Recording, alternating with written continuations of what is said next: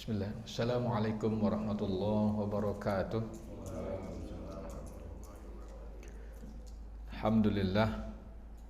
Wassalatu wassalamu ala Rasulillah wa ala alihi wa sahbihi wa man walah wa la hawla wa la quwwata illa billah. Asyhadu an la ilaha illallah wahdahu la syarika lah wa asyhadu anna Muhammadan abduhu wa rasuluhu alladzi la nabiyya wa la rasula ba'dah, amma ba'd. Alhamdulillah, puji syukur kepada Allah, salawat dan salam kepada baginda Rasulullah sallallahu alaihi wasallam. Kita bersyukur kepada Allah masih diberikan kesempatan untuk menambah amal, masih diberikan kesempatan untuk menghias dan memperbaiki dan menghias diri. Kita diberikan kesempatan dari istirahat panjang kita untuk kemudian menghirup udara kembali. Apa jadinya kalau misalkan dari semenjak tidur malam kita kemudian tidak Allah bangunkan pagi ini? Maka kita bersyukur senantiasa kepada Allah dan kita akan menjalankan aktivitas hari ini setidaknya dalam pengawasan Allah. Jadi orang-orang yang bangun kemudian bergerak untuk melaksanakan sholat subuh di masjid terutama ya, maka fahuwa fi himmatillah, maka dia dalam perhatian Allah, maka dia dalam pengawasan, maka dia dalam perlindungan Allah. Jadi seharian penuh ini kita akan mendapatkan perlindungan dari Allah Subhanahu wa taala. Apalagi setelah sebelum sholat subuh tadi kita laksanakan sholat sunnah yang nilainya lebih baik daripada dunia dan seisinya. Raka'atil fajri khairun minad dunya wa ma fiha, au kama qala Nabi sallallahu alaihi wasallam. 2 rakaat fajar, maksudnya 2 rakaat qobliyah sebelum subuh, itu lebih baik daripada dunia dan seisinya. Baik hadirin rahimakumullah, bapak-bapak yang Allah muliakan, kita melanjutkan di pertemuan terakhir masih membahas tentang proses. Masih ingat gak Pak? Pembahasan terakhir masih lupa. Baik, proses tazkiyatun nafs, salah satu tugas utama seorang nabi, seorang rasul. Sebagaimana Nabi Ibrahim alaihi salam pernah berdoa ketika selesai mendirikan atau meninggikan pondasi Ka'bah. Nabi Ibrahim berdoa dengan 3 hal: diterima amalnya, yang kedua dijadikan muslim, 2 orang yang berserah diri, tidak hanya untuk dirinya tapi juga untuk anak keturunannya, kemudian yang terakhir agar diutus kemudian kepada kaumnya nanti, kepada masyarakat di sekitar kota Makkah, seorang rasul yang tugasnya tilawah, kemudian taklim, kemudian tazkiyah. Itu yang dipinta oleh Nabi Ibrahim, tilawah, taklim, dan tazkiyah. Allah kabulkan doa Nabi Ibrahim 2500 tahun kemudian kurang lebih, dengan merubah susunannya menjadi tilawah, tazkiyah, baru kemudian taklim. Ideal menurut Allah Subhanahu wa taala, tugas seorang rasul itu yang pertama yatlu alaihim ayatina, membacakan ayat-ayat kami. Baru kemudian wa yuzakkihim, dan memberikan proses tazkiyah, baru kemudian yu'allimuhumul kitab wal hikmah, baru kemudian proses taklim. Maka sedikit kesimpulan yang bisa diambil, pentingnya mensucikan diri sebelum kemudian berilmu. Pentingnya adab sebelum ilmu, pentingnya akhlak sebelum ilmu. Akhlak di atas segalanya, mendingan, jadi kalau boleh dibandingkan, mendingan nggak berilmu daripada tidak berakhlak. Karena kalau orang yang berilmu tapi tidak berakhlak, jadinya merepotkan. Jadinya merepotkan, membahayakan. Nanti ada di pembahasan berikutnya, ada lagi yang lebih parah masalahnya. Baik hadirin rahimakumullah, Nabi Ibrahim alaihi salam mendoakan untuk masyarakat, mendoakan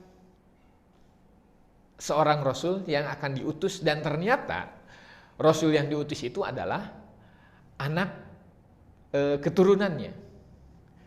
Kan Nabi Muhammad dengan Nabi Ibrahim itu, ya Nabi Ibrahim itu adalah nenek moyang Nabi Muhammad, ya 30 nasab kurang lebih Pak, dari Nabi Muhammad sampai ke Nabi Ibrahim. Jadi ya apa ya bahasanya, mungkin ya cicit gitulah ya, mungkin tidak, agak susah disebutkan. Yang jelas Nabi Muhammad itu adalah salah satu dari keturunan Nabi Ibrahim. Ini yang dilakukan Pak. Perhatikan, Nabi Ibrahim mendoakan keturunannya, mendoakan anak cucunya, ya. Dan timbal baliknya, Bapak yang dimuliakan Allah Subhanahu wa taala, Nabi Muhammad pun kemudian mendoakan Nabi Ibrahim. Kalau saya tanya kepada Bapak nih, Bapak punya nenek moyang, Pak? Pasti punya. Bisa dilacak nggak, Pak? Nenek moyang kita itu siapa? Bapak kita siapa? Tahu ya kalau bapak. Kakek kita siapa? Tahu kalau kakek ya. Di atas kakek buyut. Masih kenal, Pak? Apalagi bapak yang sudah sepuh ya, yang sekarang mungkin sudah jadi buyut posisinya. Ini kalau kita tidak telusuri Pak, dikhawatirkan jangan-jangan saja ini, antisipasi Pak, jangan-jangan nih nenek moyang kita ini, kakek buyut kita ini centeng Belanda Pak. Kalau itu kenyataannya, ya kita harus pangkas itu, harus kan yang namanya centeng Belanda itu kan merusak ya. Dia kan ada di tengah-tengah masyarakat yang orang Indonesia, tapi kemudian dia yang menjadikan penyebab hancurnya bangsa Indonesia.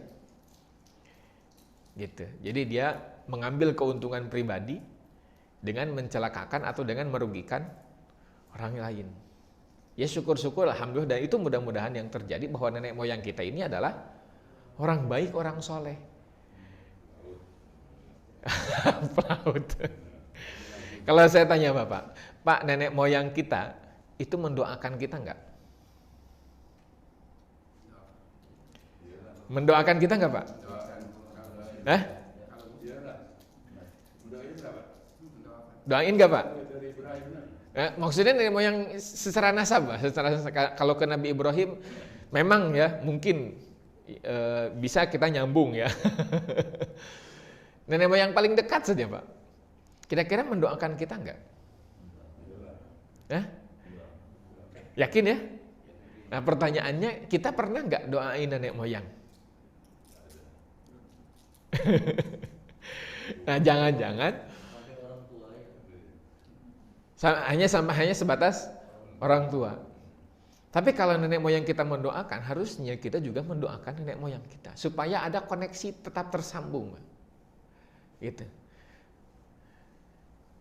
Yang didoakan jelas adalah nenek moyang orang-orang yang soleh. Perhatikan Nabi Nuh alaihi salam. Nabi Nuh berdoa, Rabbi gfirli wali walidayya waliman dakhala baitiya mu'minan walil mu'minina wal mu'minat. Nabi Nuh, Rabbi gfirli, ya Allah ampunilah aku, wali walidayya, dan kedua orang tuaku, waliman dakhala baitiya, dan orang-orang yang pernah masuk ke dalam rumahku dari kalangan orang beriman, dan seluruh orang-orang mukminin dan mukminat. Tamunya saja didoain, Pak, dari kalangan orang beriman dan orang-orang beriman seluruhnya. Kita termasuk nggak, Pak? Termasuk tuh. Nabi Nuh mendoakan kita agar diampuni dosanya. Kalau kita doain Nabi ya bukan kurang pantas, tapi ya yang bisa kita doakan untuk Nabi paling tidak ya, karena memang itu yang diperintahkan adalah sholawat kepada Nabi. Dan itu kalau misalkan tidak ada dalam sholat, rasa-rasanya kita juga akan jarang ya mendoakan Nabi, bersolawat kepada Nabi. Kalaulah kita tidak meyakini bahwa orang-orang yang ketika disebut nama Nabi kemudian tidak membacakan sholawat itu disebut orang yang pelit, kita juga kayaknya jarang juga menyebutkan sholawat ketika Nabi Muhammad disebutkan. Intinya mendoakan nenek moyang. Kalau mereka orang-orang yang tidak baik, maka sifat-sifat ketidakbaikannya itu harus kita putus. Kalau misalkan mereka adalah orang-orang yang punya peran, maka kita harus melanjutkan itu. Ya, kita punya andil di sana. Baik, hadirin rahimakumullah, Nabi Shallallahu Alaihi Wasallam memberikan proses tazkiyah. Proses tazkiyah terdiri dari 3 fase ya. 3 fase. Yang pertama takhalli, ya, takhalli. Yang kedua tajalli, yang ketiga tahalli. Takhalli yang pertama, yang kedua tajalli, yang ketiga tahalli. Ya, kho, jim dan ha. Gak bisa dibalik? Enggak, Pak. Memang begitu bahasanya sih. Kenapa sih enggak tajalli, tahalli dan takhalli gitu? Sebagaimana urutan ja, ha, kho, jim, ha, kho. Ya, takhalli yang pertama. Takhalli ini mengosongkan, membersihkan. Artinya mengosongkan atau membersihkan. Membersihkan yang ada dalam hati. Karena kita sedang berbicara tentang tazkiyatun nafs, yang an-nafsu itu senantiasa cenderung kepada keburukan, sebagaimana pernah saya sampaikan atau bahkan sering saya sampaikan, wa nafsin wa ma sawwaha fa alhamaha fujuraha wa taqwaha. Wa nafsin wa ma sawwaha. Surat apa, Pak? Sudah? Asy-Syams. Dan demi jiwa dan bentuk kesempurnaannya. Kesempurnaan jiwa itu kata Allah Subhanahu wa taala, fa'alhamaha fujuraha wa taqwaha. Diilhamkan kepadanya, Allah ilhamkan kepadanya sifat fujur dan sifat takwa. Kita tahu mana yang fujur, mana potensi-potensi yang menyebabkan kita menjadi orang yang fujur, orang-orang yang senantiasa berdosa, dan kita juga tahu amalan-amalan yang bisa membuat kita menjadi orang-orang yang bertakwa. Tapi menariknya disebutkan fujur dulu baru kemudian takwa. Ya, sering saya sampaikan, disebutkan fujur dulu baru kemudian takwa. Karena fujur itu lebih dominan daripada takwa. Nabi SAW ditanya anil birri wal ithmi, tentang kebaikan dan dosa. Kata Nabi, al birru husnul khuluqi, kebaikan itu adalah perangai atau perilaku yang baik, wal ithmu maha kafi sodrika, dan dosa itu adalah apa-apa yang ada dalam hatimu. Wa karihta an yatali'a alaihin nasu, dan kamu tidak suka, kamu benci kalau hal itu diketahui oleh manusia. Pak, pernah nggak punya niat buruk, Pak? Pernah? Suka nggak kalau niat buruk kita ini diketahui oleh orang lain? Tidak mau, tidak suka. Itu sifat dasar kita. Sifat dasar. Kalau nggak ada kewajiban sholat subuh hari ini, Pak, enaknya tidur saja atau memang harus bangun, Pak? Mendingan tarik selimut lagi. Kalau kita tidak mengetahui fadilah dari sholat tahajud, ngapain kita bangun-bangun di tengah malam atau menjelang malam berakhir jam 3 atau jam 2 misalkan? Itu sifat dasar manusia. Kalau bisa bohong, kenapa harus jujur? Ya, kalau tidak ada aturan. Padahal nilai-nilai kebaikan itu sendiri sebenarnya tidak hanya diatur oleh agama. Tatanan manusia juga itu menjunjung tinggi nilai itu. Dan seluruh manusia, umat manusia sepakat bahwa ketidakjujuran itu dibenci oleh bangsa manapun, oleh agama manapun. Ya, ketidakjujuran itu. Perbuatan buruk, yang namanya keburukan, itu seluruh manusia sepakat bahwa itu adalah sebuah keburukan, dan keburukan akan melahirkan kerugian, baik bagi dirinya sendiri maupun bagi orang lain. Dan setiap keburukan-keburukan itu akarnya, muaranya dari dorongan hati. Dorongan hati. Kata Allah Subhanahu wa taala, "Wala tuti' man aghfalna qalbahu wattaba'a hawahu wa kana amruhu furuta." Ini alurnya, Pak. Perhatikan. Wala tuti' man aghfalna qalbahu, kata Allah. Jangan kamu mengikuti, jangan kamu taati man, orang yang aghfalna, kami lalaikan. Kami lalaikan qalbahu, hatinya. Pertama dari kelalaian hati. Wala tuti' man aghfalna qalbahu an dzikrina, dari mengingat kami. Orang yang lalai hatinya, maka kemudian dia akan lupa zikir kepada Allah. Kemudian setelah dia lupa zikir kepada Allah, dia akan wattaba'a hawahu, dia akan mengikuti hawa nafsunya. Dan ketika dia sudah mengikuti hawa nafsunya, maka wa kana amruhu furuto, maka segala urusannya akan melampaui batas. Melampaui batas yang hak, melampaui batas kebenaran, batas halal haram, dan lain sebagainya. Muaranya dari yang pertama, lalai hatinya. Maka kita harus senantiasa berzikir. Akan tetapi hadirin rahimakumullah, fungsi dari zikir itu bukan hanya sekedar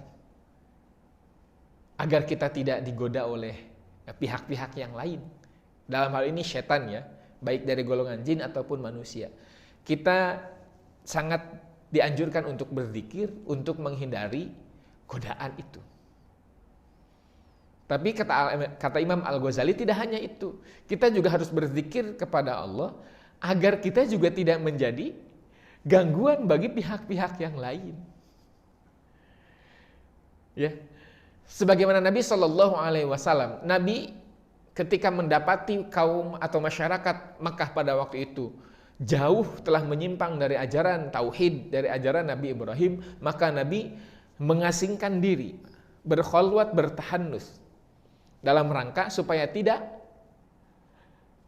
tergoda, tidak terbawa arus. Kalau Nabi jelas, Pak, tidak harus menjadi pengganggu kalau Nabi. Tapi kalau kita, ya tidak hanya sekedar supaya tidak ikut-ikutan, tapi supaya kita juga tidak menjadi pengganggu, tidak menjadi gangguan bagi pihak yang lain. Itu fungsi zikir menurut Imam Al-Ghazali. Suatu ketika Imam Al-Ghazali ditanya sama muridnya, "Wahai Imam, saya ini sudah sering berzikir kepada Allah, tapi kok nampaknya setan itu datang lagi. Sudah zikir kepada Allah, datang lagi godaan. Dorongan untuk berbuat keburukan itu ada terus." Maka kata Imam Al-Ghazali, "Wahai muridku, ketahuilah nak, bagaimana jadinya kalau misalkan kamu berusaha, kamu berupaya keras untuk mengusir seekor anjing, sementara di tanganmu atau di dekatmu kamu membawa wadah, membawa piring yang isinya itu tulang, jeroan, dan lain-lain lah, makanan kesukaan anjing. Apa yang akan terjadi? Ya, sekuat apapun saya berusaha mengusir anjing itu, maka dia akan datang lagi." Itulah inti dari proses tazkiyah katanya. Maka kita harus membuang itu, peluang-peluang setan mendekat atau bahkan masuk ke dalam diri kita. Karena akan sulit, ya, kita akan menjadi orang yang baik sementara kita tidak mengosongkan terlebih dahulu. Nah, maka proses takholli ini kemarin sudah disampaikan yang pertama, poin yang pertama, baru satu poinnya. Apa yang harus kita bersihkan, apa yang harus kita kosongkan? Yang pertama adalah sifat kiber. Ya, masih ingat, Pak? Ya, masih ingat. Kiber ya, sombong. Sombong ini induk dari segala dosa. Induk dari dosa. Kalau seseorang sudah sombong, maka akan melahirkan keburukan yang lain, dosa yang lain. Fir'aun sombong. Untuk menjadi sombong gitu, untuk menjadi sombong, Fir'aun harus membunuh musuh-musuhnya. Dalam hal ini adalah sebagaimana yang dimimpikan oleh dirinya sendiri, bahwa dia akan kerajaannya, kekuasaannya akan digulingkan oleh seorang anak atau seorang laki-laki dari kalangan Bani Israel. Kata Fir'aun, sungai Nil berada di bawah telapak kakiku.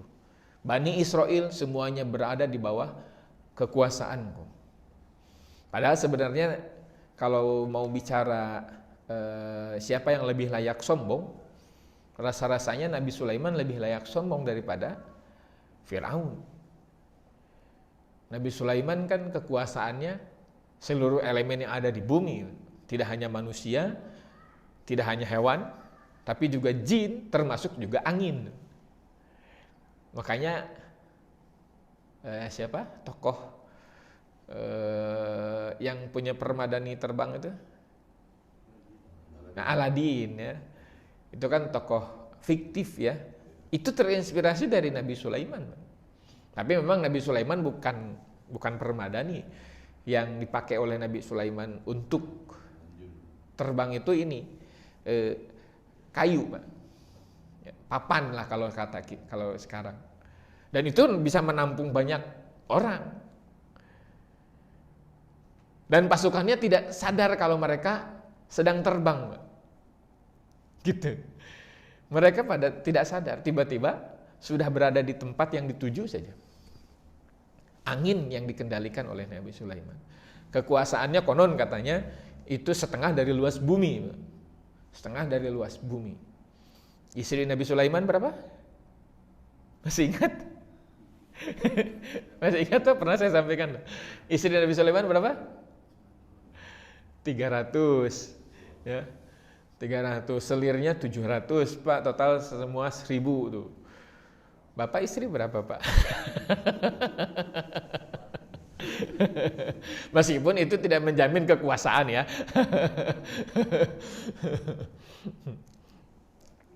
Baik. Sulaiman rasa-rasanya lebih pantas untuk sombong, tapi apa yang dikatakan oleh Nabi Sulaiman? Hadza min fadli rabbi liyabluwani aashkuru am akfur.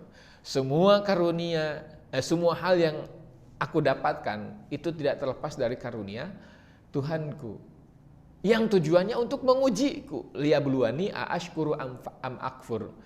Apakah aku akan menjadi orang yang bersyukur ataukah orang yang kufur?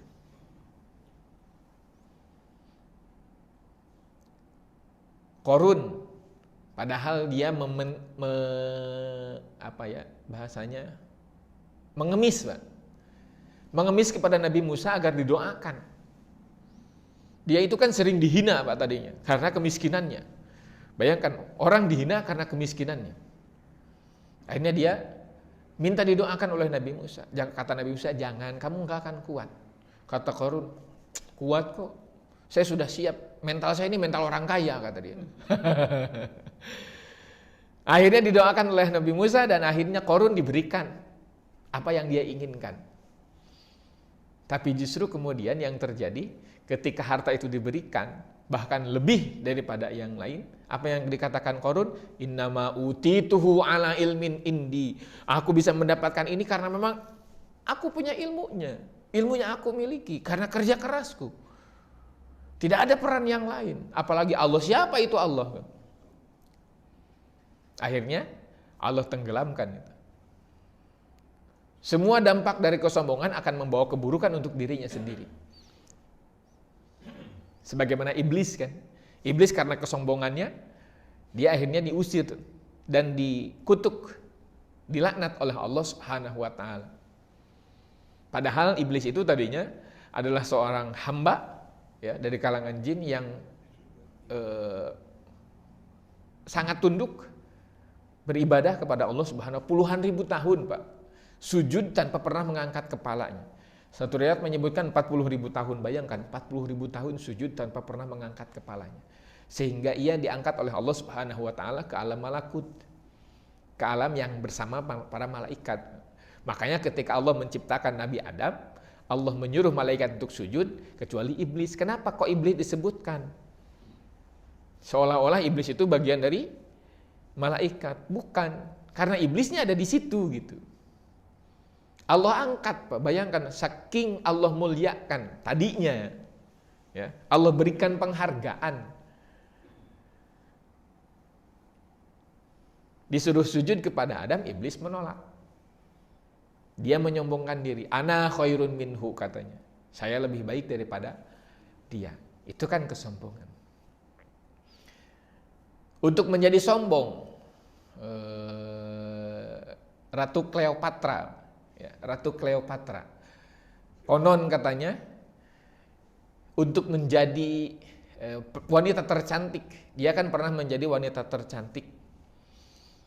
Yang dia lakukan apa? Dia membunuh seluruh perempuan-perempuan yang lebih cantik darinya. Ya iyalah. Gitu. Otomatis dia akan menjadi wanita paling cantik. Kenapa? Karena saingan-saingannya dia bunuh, Pak. Dia sadar bahwa dirinya bukan wanita tercantik, tapi dia ingin menjadi wanita tercantik. Maka ketika ada pesaing, dibunuh. Begitu juga Firaun, dia ingin bertahan kekuasaannya.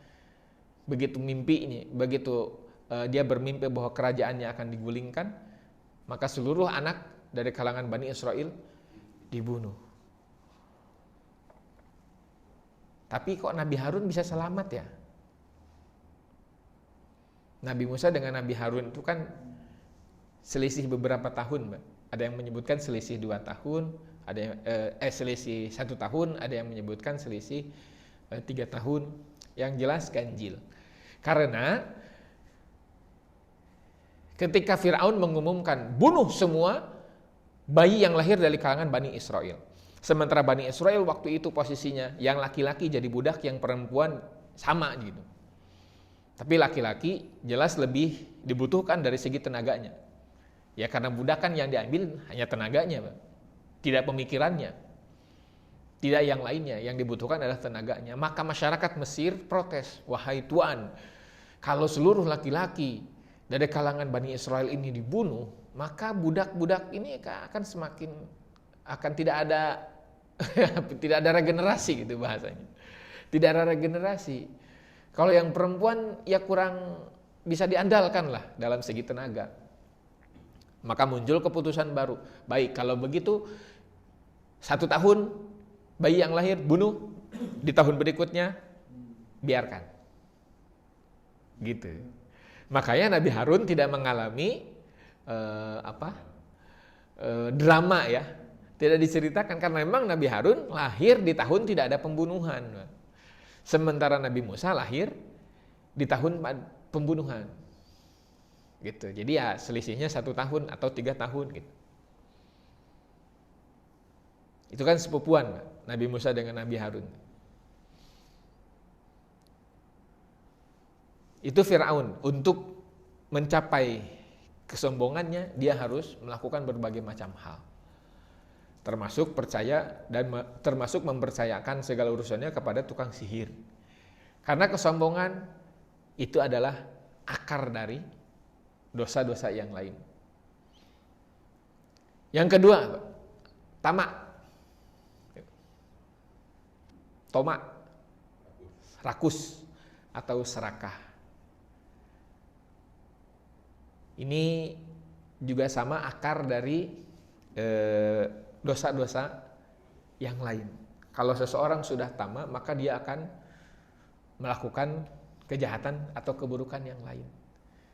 Tamak itu kan didasari dari ketidakpuasan ya. Betul? Didasari dari ketidakpuasan.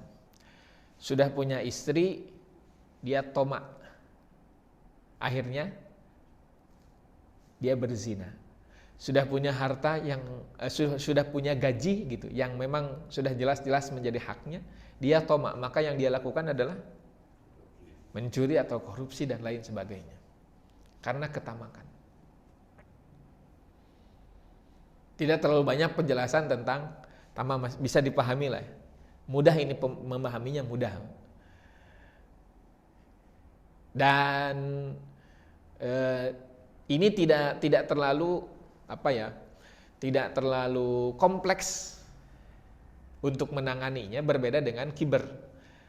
Ya, kalau tamak ini dasarnya karena ketidakpuasan. Ya, dasarnya karena ketidakpuasan. Yang berikutnya, hadirin rahimakumullah, adalah hasad. Nah, ini kalau hasad agak lumayan. Hasad juga menjadi akar dari keburukan-keburukan yang lain. Hasad juga akar dari keburukan-keburukan yang lain. Iblis sebelum sombong, dia hasad terlebih dahulu. Ya, hasad itu kan secara definisi yang paling sederhana ya, yang paling sederhana senang melihat orang lain susah, susah melihat orang lain senang. Itu hasad. Levelnya nanti berbeda-beda. Ada sekedar iri saja, ya, ada sekedar iri saja. Ada yang kemudian level yang berikutnya menginginkan nikmat orang lain berpindah kepada dirinya, ya. Jadi sama-sama mendapatkan nikmat. Yang berikutnya itu membuang nikmat yang dirasakan oleh orang lain gitu. Jadi tidak hanya sekedar mendapatkan kenikmatan juga, tapi dia membuang kenikmatan yang didapatkan oleh orang lain itu. Itu hasad. Iblis hasad kepada Nabi Adam. Iri, Pak. Irinya dalam hal apa? Irinya dalam hal apa, Pak? Iblis iri kepada Nabi Adam dalam hal apa? Dalam hal lebih disayang Allah. Itu hasad yang baik atau yang buruk, Pak? Ingin lebih disayang sama Allah itu hasad yang baik atau hasad yang buruk? Hasad yang baik gitu. Ya. Ingin lebih disayang oleh Allah. Itu kan hasad yang baik. Tapi caranya salah gitu. Cara yang dilakukan salah. Akhirnya jadi menganggap bahwa dirinya lebih baik. Karena ingin jadi lebih disayang Allah, dia menganggap dia jadi merendahkan yang lain gitu. Jadi merendahkan yang lain. Kisah dua anak Nabi Adam, Qabil dan Habil, Pak. Yang kita tahu kisah Qabil dan Habil itu kenapa sampai Qabil membunuh adiknya, membunuh Habil. Kisah yang diketahui bagaimana, Pak? Istrinya nanti. Hah? Istrinya. Iya. Padahal sebenarnya dalam Al-Quran nggak disebutkan demikian, Pak. Saya nggak tahu itu dimulainya dari kapan gitu. Kan di cerita-cerita yang kita dapatkan dulu, ya, termasuk saya juga dapatkan kisah itu bahwa Qabil tidak menerima bahwa dilakukan perkawinan silang, gitu ya, perkawinan silang. Tidak disebutkan, Pak, itu. Agak susah nyari referensinya itu. Bahwa ya kan dengan saudara kembarnya lah ya. Qabil menikah dengan kembarannya Habil, Habil menikah dengan kembarannya Habil. Yang notabene katanya kembarannya Qabil lebih cantik. Itu wallah agak sulit nyari referensinya, Pak. Dalam Al-Qur'an dikisahkan kenapa Qabil membunuh Habil, iri faktornya. Iri dalam hal Habil diterima ibadahnya, Pak, sementara dirinya tidak. Jadi irinya dalam hal apa? Dalam hal ibadah gitu. Dalam hal agama. Tapi ya karena iri, memang karena hasad ini memang sifat yang buruk ya. Meskipun hasadnya dalam agama ya, kalau dilakukan dengan cara yang salah, jadi hasadnya tetap jadi berakhir salah. Kita boleh hasad kepada dua orang, dua kelompok. Kita boleh hasad. Satu orang berilmu yang dengan ilmu dia memanfaatkan ilmunya, menebarkan ilmunya dan lain sebagainya. Kemudian kepada orang yang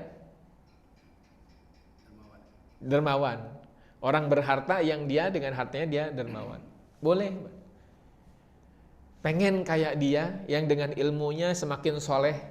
Pengen kayak dia yang dengan kekayaannya dia gemar bersedekah, dia gemar membantu yang lain. Boleh kita iri. Tapi tidak kemudian menghancurkan gitu. Kalau menghancurkan orang yang berilmu agak sulit ya, karena kalau ilmu semakin dibagi kan justru semakin ya tidak akan hilang.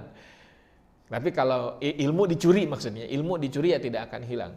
Tapi kalau harta orang tersebut misalkan dicuri ya tidak baik. Kalau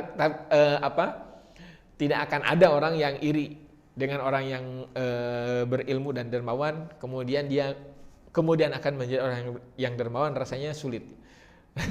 Ya. Orang dermawan dari hasil mencuri dari orang yang dermawan kayaknya sulit. Tapi ada 4 golongan, Pak. Ada 4 golongan nih terkait dengan hal ini. Kata Imam Baihaqi dan banyak yang menyebutkan ini. Ada 4 golongan. Yang pertama, atahullahul ilma wal mal. Atahullahul ilma wal mal wal amwal. Allah berikan kepada dia ilmu dan harta. Yang dengan ilmunya kemudian dia memanfaatkan hartanya agar menjadi berkah. Yang dengan hartanya karena ilmunya kemudian dia bisa membawa kebaikan-kebaikan bagi yang lain. Ada golongan yang kedua, Pak. Atahullahul ilma walam yu'tihi minal mal. Allah berikan dia ilmu, tapi Allah tidak berikan dia harta. Maka dengan keilmuannya, dengan ilmunya dia hanya bisa berdoa, Pak. Dia hanya bisa berdoa, ya Allah, jadikanlah saya orang seperti dia. Ini hasad yang dimaksud. Jadikanlah saya orang seperti dia, yang gemar sekali berbuat kebaikan, yang gemar sekali membantu yang lain. Karena dia berilmu. Ada orang yang ketiga, atahullahul mal walam yu'tihi minal ilmi. Allah berikan dia harta tapi tidak diberikan ilmu. Yang dimaksud ilmu agama ya. Yang dimaksud adalah ilmu agama. Dia melimpah dari segi harta, tapi tidak ada ilmu. Maka dengan hartanya dia gemar berbuat kemaksiatan. Bahkan ada listnya gitu. Bulan ini maksiat yang ini, bulan ini maksiat yang ini, nanti bulan depan berkunjung kemana, bulan depan mengunjungi apa gitu, dan sebagainya. Karena hartanya. Yang lebih parah golongan keempat, Pak. Nggak dikasih harta, nggak juga dikasih ilmu. Maka dia berandai-andai, kalau saya punya duit kayak dia, wah saya bakalan pengen lebih gitu keburukannya daripada orang tersebut gitu. Maksiat ini, maksiat itu. Orang yang pertama dapat pahala. Orang yang kedua dapat pahala seperti yang pertama, Pak. Meskipun hanya sebatas doa. Meskipun baru sebatas harapan. Dia dapat pahala itu. Sudah dapat tuh karena niat kan. Niat kebaikan sudah dicatat.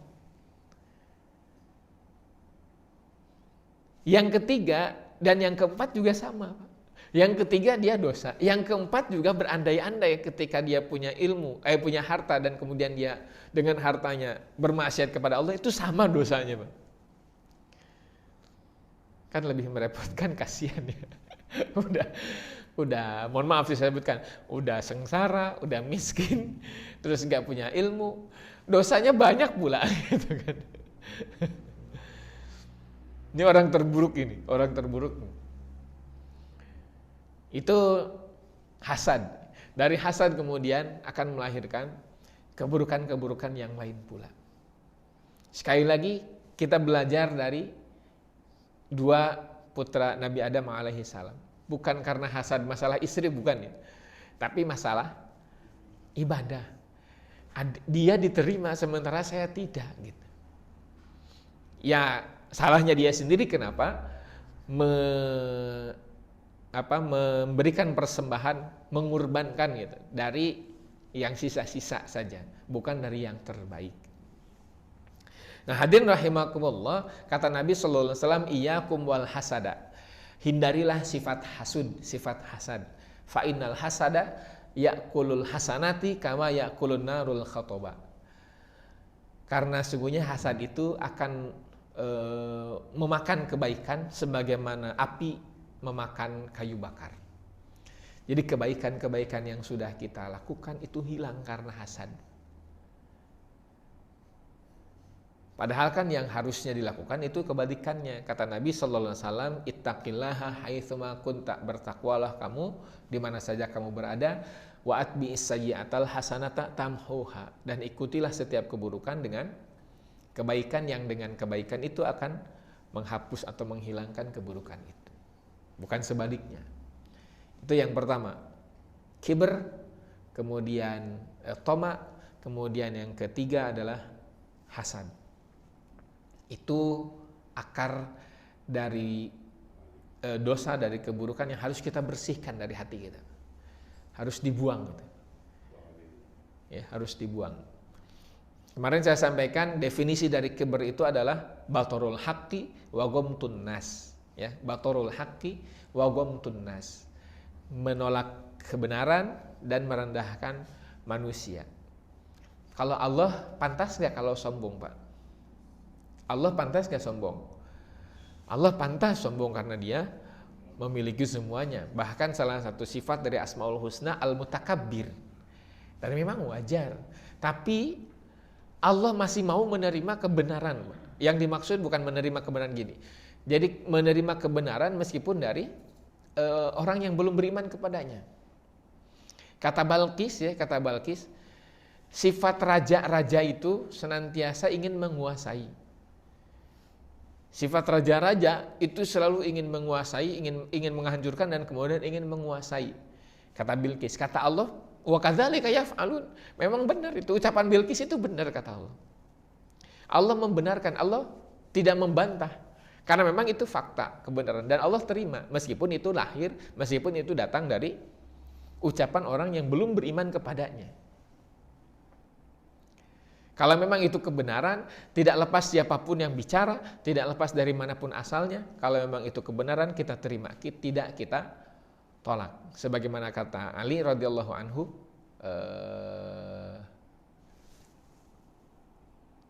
unzur man qala, unzur ma qala, wala tanzur man qala. Lihatlah apa yang dikatakan, jangan melihat siapa yang mengatakan. Baik, hadirin rahimakumullah, itu takhalli ya. Harus kosong. Ya, harus kita buang. Karena potensi-potensi itu pasti akan ada. Ya, peluang-peluang itu akan ada kalau tidak kita bersihkan. Peluang kibr akan sangat besar. Peluang toma akan sangat besar. Kemudian peluang hasud juga akan sangat besar. Setelah itu dikosongkan, maka dilakukan proses yang kedua, yakni tajalli. Diisi. Proses pengisian. Proses pengisian. Apa yang harus diisi? Yang diisi adalah bagaimana agar kita menjadi pribadi-pribadi yang bertakwa. Dengan iman. Al-imanu yazidu wa yanqus. Iman itu bertambah dan berkurang. Yazidu bi ta'ah wa yanqusu bil ma'siyah. Bertambah dengan ketaatan dan berkurang dengan kemaksiatan. Iman itu. Dan lingkaran itu akan terus ya. Ketika seseorang melakukan ketaatan, maka keimanannya bertambah. Ketika keimanannya bertambah, maka peluang untuk melakukan ketaatan jadi semakin tinggi. Gitu. Lingkarannya begitu. Putarannya demikian. Sebaliknya yang bahaya, kalau misalkan dia lakukan kemaksiatan, maka keimanan turun, berkurang. Dan ketika keimanan berkurang, maka peluang untuk melakukan kemaksiatan akan lahir yang lain gitu. Begitu. Maka ketika itu terjadi harus sadar diri. Tahapan-tahapan dalam memupuk ketakwaan, kata para ulama ada 5 prosesnya. Yang pertama adalah muraqabah. Yang kedua adalah muahadah. Yang ketiga adalah muhasabah. Yang keempat adalah mu'aqabah, dan yang terakhir adalah mujahadah. Muraqabah, mu'ahadah, muhasabah, kemudian mu'aqabah dan mujahadah. Muraqabah itu senantiasa merasa dalam pengawasan Allah Subhanahu wa taala. Senantiasa diawasi. Senantiasa diawasi. Apa yang kita lakukan sekecil apapun Allah saksikan.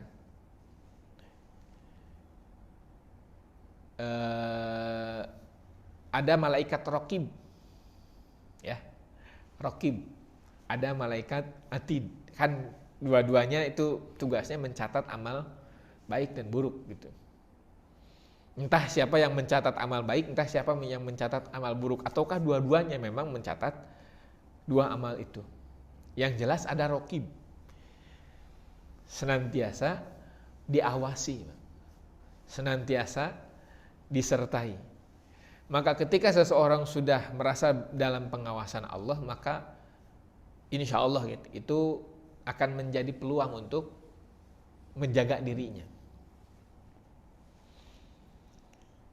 Itu muraqabah. Yang kedua adalah mu'ahadah. Mu'ahadah itu mengingat perjanjian atau membuat perjanjian.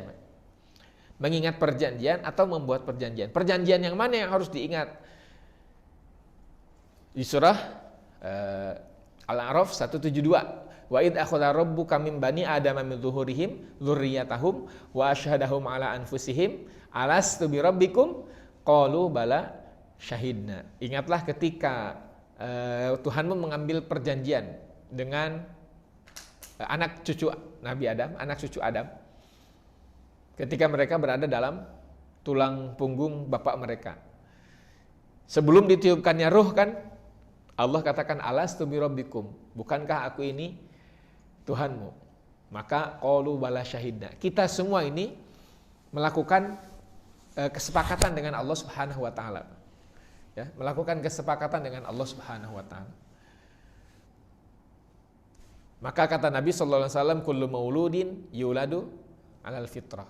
Itu hadisnya kita sudah hafal semua. Kemudian muahadah. Muahadah yang dimaksud selain tadi mengingat adalah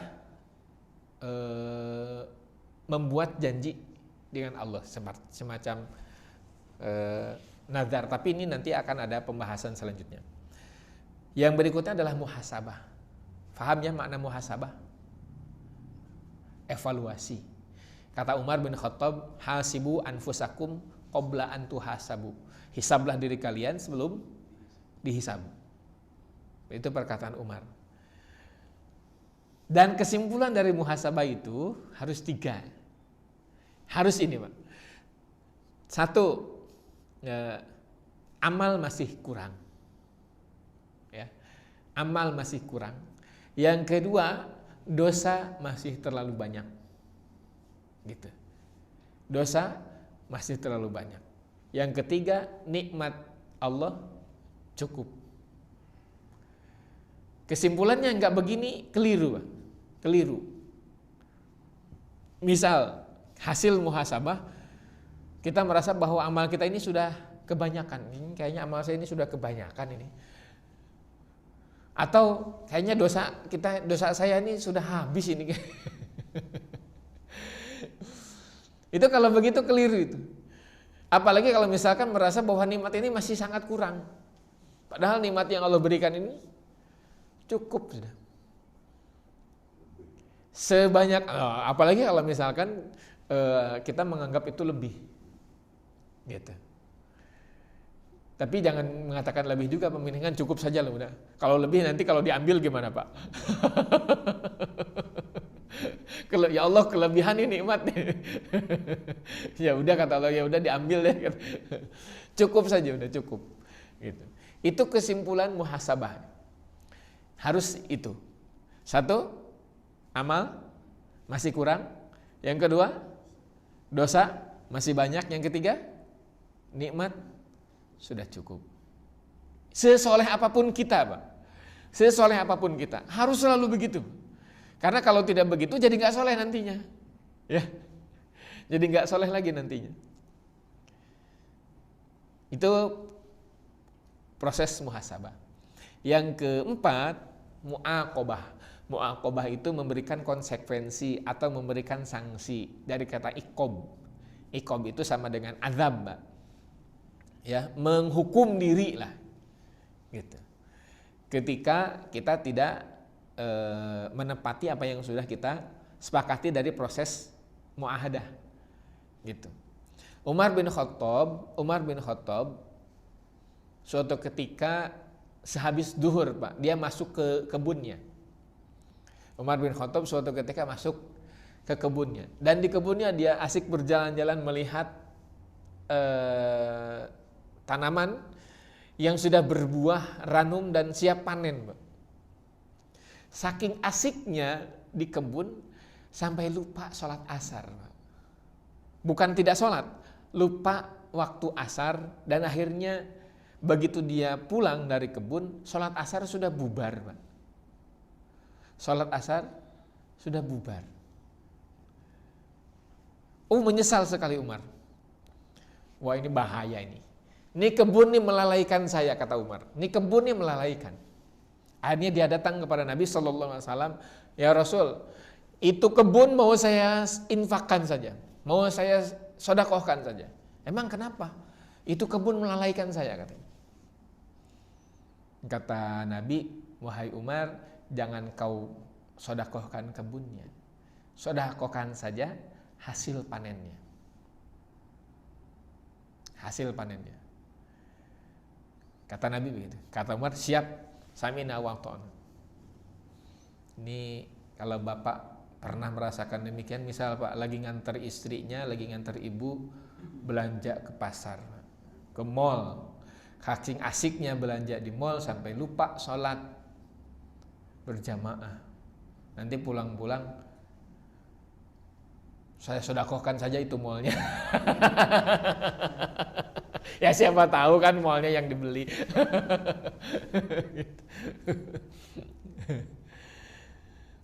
Itu menghukum diri. Ketika kita lalai terhadap sesuatu, kita hukum diri, memberikan konsekuensi supaya tidak terulang lagi, kan, gitu. Handphone melalaikan. Kalau memang masih butuh ya jangan, Mbak. Ya. Bentuknya tidak harus dengan cara seperti itu. Bisa misalkan ketika sesuatu itu melalaikan kita, bisa kita ganti dengan semakin mengganti dengan ibadah-ibadah yang lain, gitu. Kita lupa sholat gara-gara satu perkara misalkan, maka kita ganti dengan puasa, ya dengan sedekah, gitu, dan lain sebagainya. Itu dalam rangka mu'aqobah, gitu, dalam rangka mu'aqobah. Yang terakhir adalah mujahadah. Mujahadah itu secara bahasa artinya bersungguh-sungguh, bersungguh-sungguh untuk kemudian bisa istiqomah, ya, untuk kemudian bisa istiqomah dari proses muraqabah, kemudian muahadah, kemudian muhasabah, kemudian muaqabah, kemudian mujahadah, dan bagian dari mujahadah itu adalah istiqomah. Kenapa harus istiqomah? Kata Imam Nawawi, Ibnu Taimiyah atau Imam Malik ya yang bilang. Kata Imam Malik, al istiqomatu khairun min alfi karomah. Al istiqomatu khairun min alfi karomah. Istiqomah itu lebih baik daripada 1000 karomah. Bapak tahu karomah? Apa, Pak? Kemuliaan bentuknya. Karomah itu kan kalau kepada Nabi mukjizat, ya. Nah, kalau kepada para wali, orang-orang soleh itu disebutnya karomah. Jadi karomah itu sesuatu yang luar biasa, Pak, yang Allah berikan kepada orang-orang soleh selain Nabi. Kalau Nabi kan disebutnya mukjizat, gitu. Ini karomah. Seperti saya percaya, Pak, saya percaya adanya karomah. Saya percaya adanya karomah. Bisa melayang, jalan di atas air. Saya percaya ini. Karena banyak kejadian-kejadian, gitu. Dulu ada saya lupa namanya. Dia sedang berdebat dengan non-muslim. Dan dalam salah satu pembicaraannya dia menyebutkan setiap air itu pasti ada ikan. Di setiap air pasti ada ikan.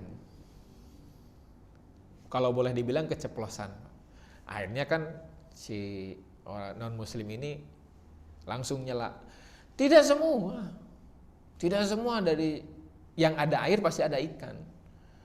Di dalam kelapa emang ada ikannya, gitu katanya. Emang ada ikannya, kata si non muslim ini. Karena sudah terlanjur bicara, dia mengatakan bahwa setiap air pasti ada ikan. Kata, ya Allah saya lupa siapa namanya. Ya udah petik satu pohon buah kelapa kan. Dipetik, Pak. Begitu dipetik, dibelah, ada ikannya. Ada ikannya. Tapi itu hanya kejadian sekali saja. Tidak lantas kemudian jadi langganan. Makan yuk, makan. Sama apa? Sama ikan. Ikannya dari mana? Petik pohon kelapa. Enggak jadi. Itu karena memang karena beliau adalah sudah mencapai derajat wali ya. Dan mengucapkan itu pun karena memang Allah yang mau gitu. Allah yang mau. Jadi kalau kita kan keceplosannya itu memang karena Allah yang membuat dia mengatakan demikian. Gitu. Itu karomah. Sebuah kemuliaan. Nah, kita bisa istiqomah itu lebih baik daripada mendapatkan 1000 karomah. Bisa terbang, masih kalah Pak, sama istiqomah. Bisa tadi Pak, bisa membuat ikan ada dalam buah kelapa, itu lebih baik ya. Istiqomah itu lebih baik daripada itu dan lain sebagainya.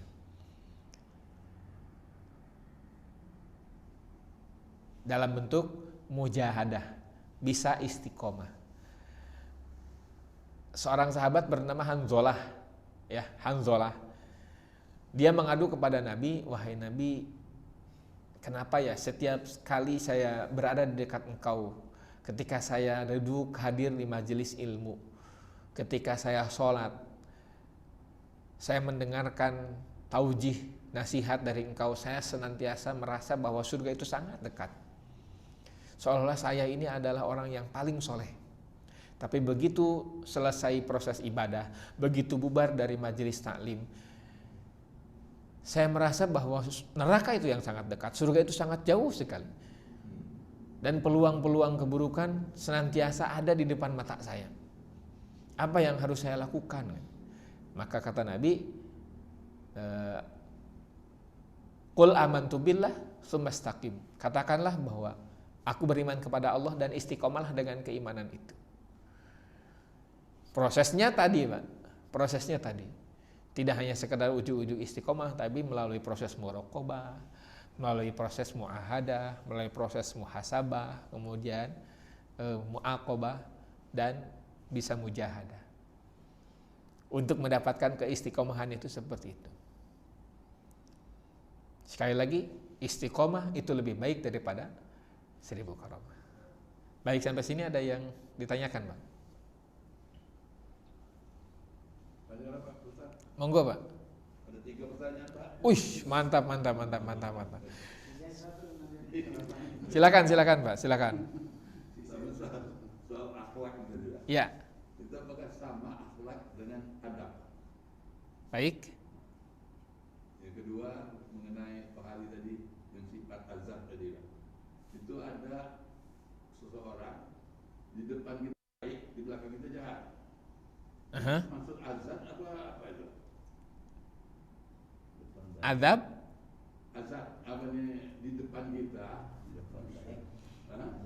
Ya. Kita baik dia. Ya. Di belakang kita ditikam. Nah, baik. Nah, itu mas azab apa itu?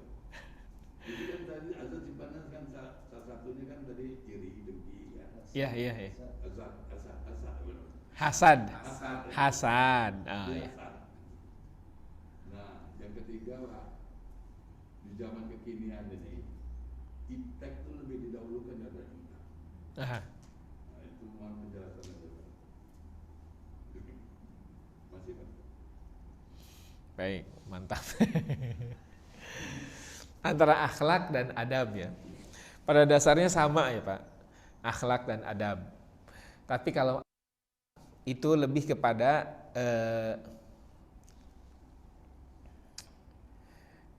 sifat yang bisa diperhatikan oleh orang lain, itu akhlak. Sifat yang lebih bisa dilihat oleh orang lain. Kebaikan-kebaikan yang dilihat oleh orang lain. Itu akhlak. Kalau adab, kebaikan-kebaikan yang tidak perlu dilihat orang lain. Seperti ibadah, itu bagian dari adab. Makanya kata Nabi, adibu auladakum bisolah. Bahasanya adibu. Ya. Bukan kalimat yang lain. Bahasanya adibu. Dalam proses ibadah, kita baik dalam ibadah itu adab. Kalau baik kepada sesama itu akhlak. Itulah sederhananya. Kalau akhlak, kalau adab itu dalam urusan ibadah, kalau akhlak itu urusannya muamalah. Bisa difahami ya Pak? Sama-sama ibadah, ya sama-sama ibadah. Tapi kalau ibadah itu bahasanya ibadah itu ibadah kepada Allah, tapi kalau akhlak ibadah kepada sesama. Nah, hablum minallah, hablum minan nas. Itu perbedaan adab dengan akhlak. Yang kedua, itu lebih kepada sifat munafik ya. Lebih kepada sifat munafik.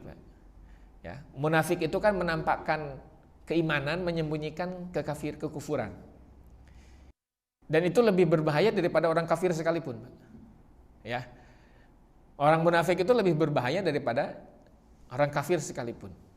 Makanya dalam surah Al-Baqarah 1-20 Pak, gambaran manusia. Bayangkan, permulaan surah Al-Quran sudah menggambarkan 3 golongan yang akan menjadi muka bumi ini. 1 orang beriman, 1-5, 2-5 lah ya. Cukup dengan 4 ayat.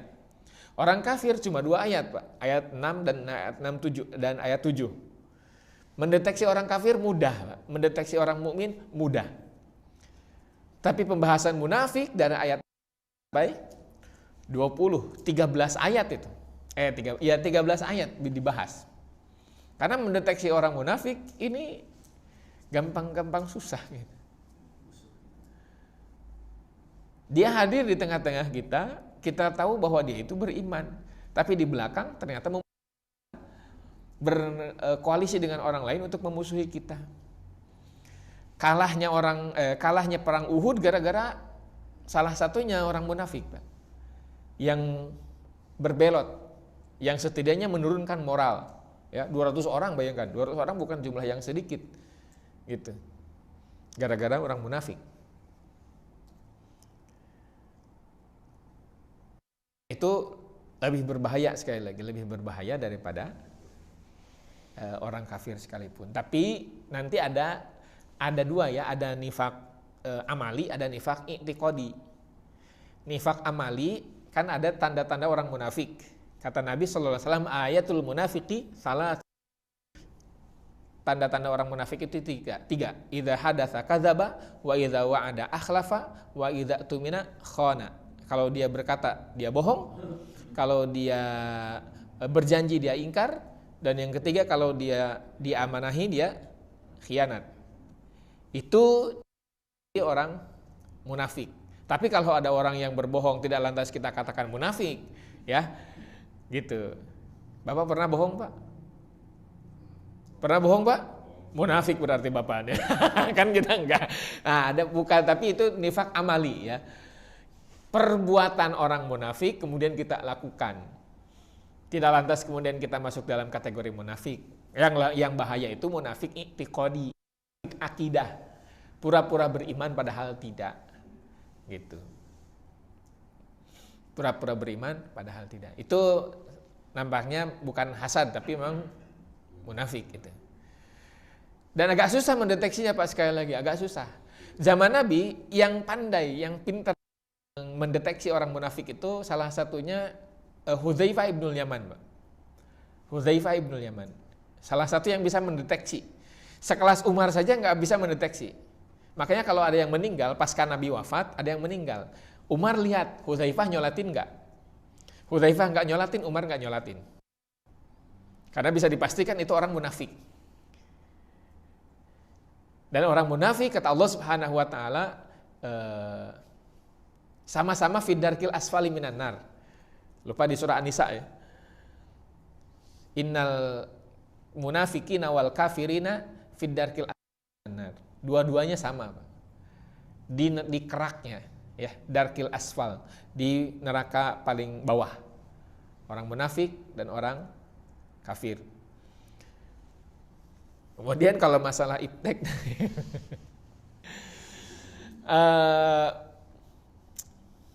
memang agak tidak bisa kita melepaskan diri dari teknologi ya, pengetahuan teknologi. Tapi yang paling penting adalah kontrol diri. Ketika sekarang banyak fitur-fitur dari teknologi itu yang kemudian bahasanya membuat orang lain lalai, maka kita coba gunakan teknologi itu untuk berdakwah. Saya sempat pernah kita sama perkumpulan Korps Mubalig, ya begitulah, Korps Mubalig istilahnya. Ini gimana nih, teknologi tidak bisa dihindari, bahkan anak-anak kita sendiri juga terjangkit. Adanya aplikasi-aplikasi yang ya tidak ada baiknya, tapi lebih banyak madorotnya. Gimana menyikapinya? Dilarang nggak bisa. Ya sudah, akhirnya coba kita pakai, kita gunakan. Mohon maaf saya sebutkan ya platform-platformnya gitu kan. YouTube sekarang ya tidak hanya sekedar video-video yang tidak bermanfaat, tapi video dakwah sekarang banyak di YouTube. Ini kayaknya ini juga nanti masuk YouTube. Atau aplikasi yang lain gitu, Mohon maaf, aplikasi TikTok kan identik nyanyi, joget-joget. Ternyata itu bisa juga dijadikan sebagai mediator dakwah, gitu, mediator dakwah. Dan banyak sekarang yang hanya sebatas potongan-potongan ayat, potongan-potongan hadis, gitu. Tapi memang harus dikemas secara menarik sih, gitu. Nggak bisa memungkiri itu, nggak bisa berlepas, Pak. Untuk mengimbanginya ya ikut permainan mereka dengan cara bukan disingkirkan karena memang susah. Diseimbangkanlah antara ilmu pengetahuan teknologi dengan ilmu iman dan takwa. Kita sebagai orang tua kalau misalkan punya anak, ya kita kontrol. Gitu, kita kontrol.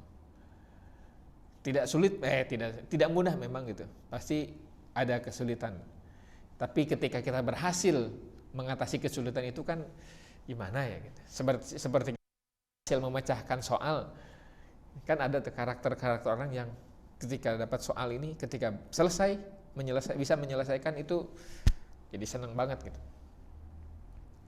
Seperti itu. Ya masing-masing dari kita semua punya cara yang berbeda-beda. Bisa jadi bisa efektif bagi satu orang, tapi juga belum tentu efektif untuk orang yang lain.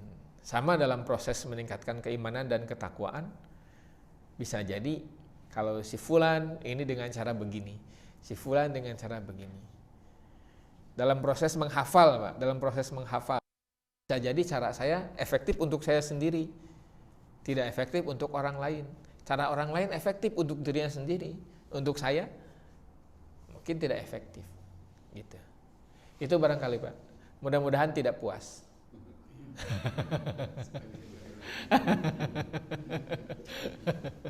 Baik, cukup ya.